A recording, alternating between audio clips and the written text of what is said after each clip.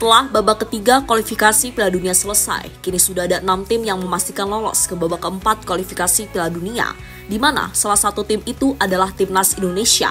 Uniknya, selain Indonesia, 5 tim lainnya berasal dari tim Timur Tengah. Mereka adalah Arab Saudi, Qatar, Oman, Uni Emirat Arab, dan Irak. Itu berarti nantinya Indonesia akan dikepung oleh tim-tim yang terkenal akan minyaknya tersebut. Maka dari itu ujian akan benar-benar dihadapi oleh tim Garuda, dan ujiannya dapat dikatakan double karena kemungkinan besar yang dilawan timnas bukan pemain saja, melainkan wasit yang cenderung berat sebelah. Soal ini akhirnya mendapatkan reaksi dari Shin Tae-yong hingga bintang timnas Jepang, yakni Takefusa Kubo. Lantas reaksi seperti apa yang mereka berikan? Berikut ini adalah jawabannya.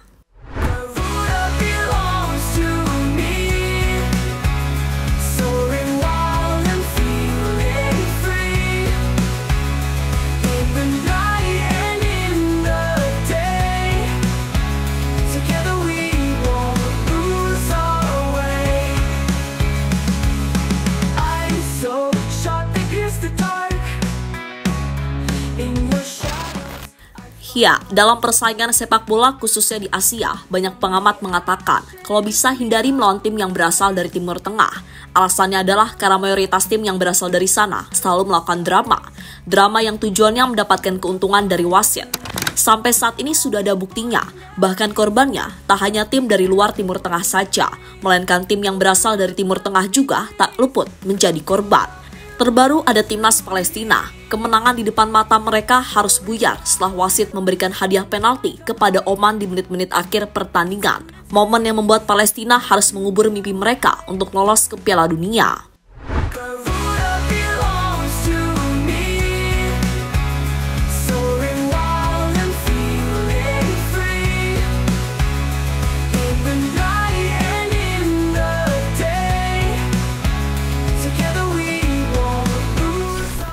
Kini dengan momen kelam yang dialami oleh Palestina membuat alarm berbahaya menuju Indonesia. Alasannya adalah karena Indonesia nantinya akan melawan tim-tim Timur Tengah di babak keempat kualifikasi Piala Dunia. Meski belum diumumkan grupnya, tapi kemungkinan besar timnas Indonesia akan berada satu grup dengan Qatar, negara yang selama ini sudah sangat sering mendapatkan keuntungan dari sang pengadil lapangan. Maka dari itu Indonesia harus bersiap dan selalu mengawal perkembangannya, karena bisa saja Qatar sudah menyiapkan sesuatu mulai dari sekarang.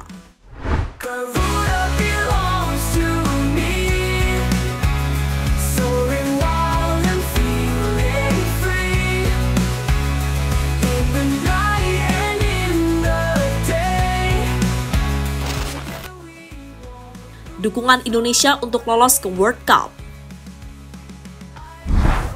Meski babak keempat masih lama, namun dukungan terus didapatkan oleh Indonesia. Tak hanya dari fans Garuda, dukungan itu juga berasal dari luar negeri, entah itu fans negara lain maupun media-media luar. Terbaru, dukungan diberikan oleh salah satu fans Jepang. Dalam cuitannya di akun X, dirinya lebih rela melihat Indonesia lolos ke Piala Dunia dibandingkan dengan tim-tim dari Timur Tengah. Tentu sebuah hal yang sejatinya tidak terlalu mengejutkan, karena selama ini Jepang dan Indonesia adalah sahabat di dunia sepak bola, termasuk persahabatan yang terjalin antara fansnya.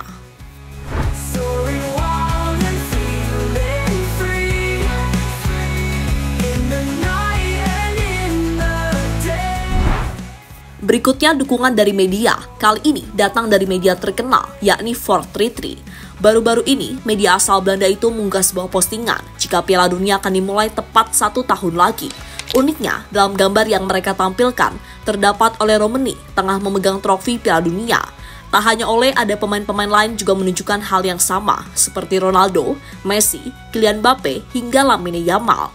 Dengan adanya Ole, kemungkinan besar media 433 mendukung agar Indonesia lolos ke Piala Dunia tahun depan.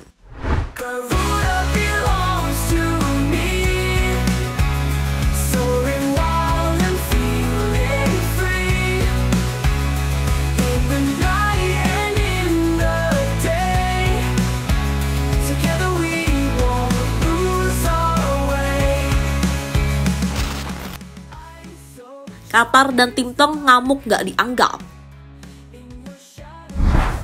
Uniknya, entah media atau fans lain, mereka sama sekali tidak menunjukkan dukungan kepada tim-tim Timur Tengah untuk lolos ke Piala Dunia. Hal inilah yang membuat tim Timur Tengah iri dan marah besar. Maka dari itu sesuatu yang pastinya akan langsung dipersiapkan demi mencegah langkah dari timnas Indonesia. Tujuannya adalah agar Indonesia tidak lolos dan para pendukungnya kecewa karena yang bermain di Piala Dunia nanti adalah perwakilan tim dari Timur Tengah. Maka dari itu timnas Indonesia harus selalu hati-hati dan waspada setiap gerak-gerik yang dilakukan oleh calon lawannya di babak penentuan nanti.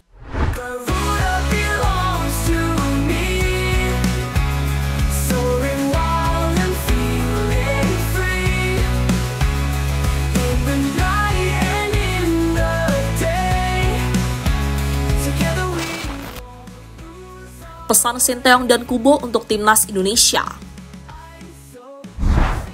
Apa yang akan dihadapi oleh timnas Indonesia akhirnya mendapatkan perhatian dari mantan pelatihnya, yakni Sinteyong. Pelatih asal Korea itu memberikan berbagai masukan sebelum bermain di babak keempat nanti.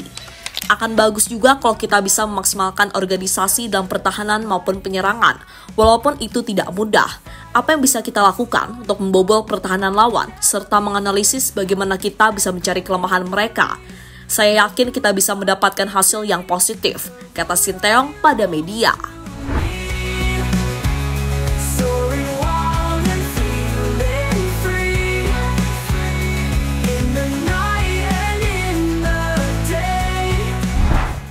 Sebagai tambahan info saja, dukungan serta saran itu dilakukan oleh Sinteyong saat dia terbaring di rumah sakit. Maka dari itu mari doakan saja, semoga Coach Shin cepat sembuh dan bisa beraktivitas seperti biasanya. 며칠 컨디션이 안 좋아서 몸에 염증이 잠깐 생겨서 지금 잠깐 입원해 있는 거라. 감사합니다. 아니 지금 건강에 대해서 좀 걱정 안 하셔도 된다. 병원에 계신데도 불구하고 감사합니다. 이렇게 인도네시아 팬들을 위해서 한 말씀 해주셨다는 거에 대해서 너무 감사합니다. 제재. Selain Sinteyong, dukungan juga diberikan oleh Takefusa Kubo. Menurutnya, timnas Indonesia adalah tim yang sudah berada di jalan yang benar dan dirinya mendoakan yang terbaik untuk tim Garuda. Faktanya mereka adalah lawan yang sulit. Mereka berkembang dengan sangat pesat dan saya berharap mereka sukses di babak playoff. Saya berharap yang terbaik untuk mereka, kata Kubo dikutip dari FIFA Goal.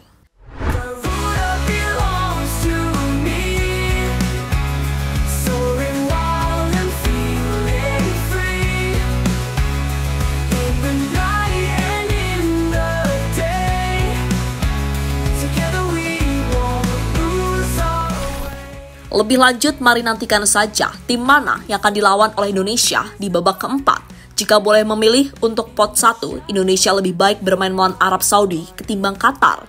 Alasannya adalah karena Arab Saudi sudah pernah menjadi lawan dari Indonesia dan kebetulan timnas selalu mendapatkan hasil positif saat melawan mereka. Namun meski begitu, Indonesia tetap harus hati-hati karena performa dari Arab Saudi saat ini sudah meningkat lagi. Apalagi nantinya bermain di babak keempat, babak yang paling menentukan untuk lolos ke Piala Dunia.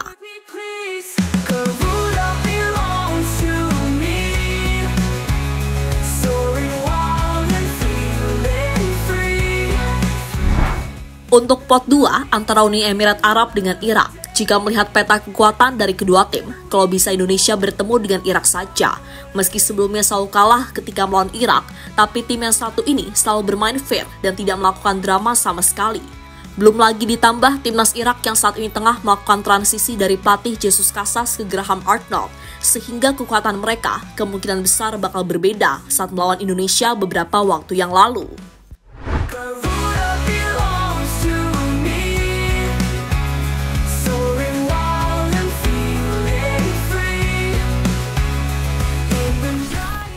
Untuk alasan kenapa jangan bertemu Uni Emirat Arab, jujur saja, tim tersebut adalah tim yang sejatinya mirip dengan Indonesia. Kemiripan itu bisa dilihat dari banyaknya pemain naturalisasi yang dimiliki. Bedanya, pemain naturalisasi Uni Emirat Arab adalah pemain yang berasal dari Brasil, dan mereka sudah mampu menunjukkan kualitasnya di level Asia. Maka dari itu dibanding Uni Emirat Arab, lebih baik Indonesia bertemu dengan Irak saja. Jadi itulah dukungan demi dukungan yang terus didapatkan oleh timnas Indonesia untuk lolos ke Piala Dunia tahun depan.